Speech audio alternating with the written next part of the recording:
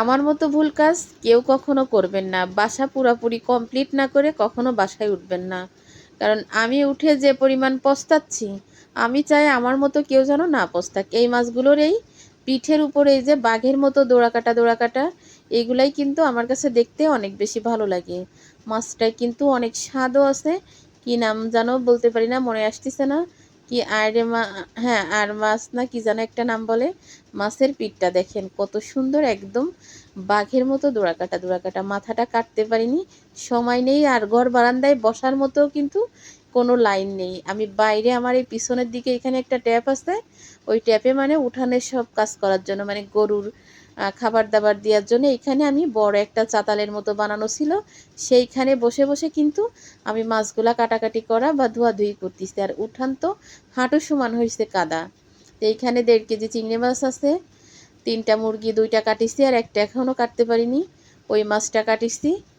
আর ওই স্যালা মাছ আছে 1.5 কেজি, তো ওই মাছগুলো সুন্দর করে কাটিছি। তো সবগুলা কেটে ধুয়ে পরিষ্কার করে উঠায় রেখে এবার আর চিংড়ি মাছগুলা কাটবো। যেহেতু ঘরের ভিতরে ঢুকতে পারতেছি না, 3টা রুম রান্নাঘর সবই কিন্তু ব্লক করা, মানে সবখানেই মিস্ত্রিরা কাজ করতেছে, আমার কোথাও কিন্তু জায়গা নেই। এই জন্য আমি উঠানের এক কোনায় ওই যে চাতাল বানাইছি, এই চাতালের পরে বসে আমি মাছগুলা কাটাকাটি করতেছি। তো সবগুলা কাটাকাটি হয়ে গেছে, চিংড়ি মাছগুলা ভাবলাম বসে বসে কেটে ফেলি। তা চিংড়ি মাছের যখন কাটতে গেছি তখন মনে হয়েছে চিংড়ি মাছ কাটা আর বর্গা ভাগ দিয়া সমান। বর্গা ভাগ মানে যারা ধান অর্ধেক অর্ধেক ভাগে কেনে, তা ভাগে ধান চাষ করে তাদেরকে বলে বর্গা ভাগ।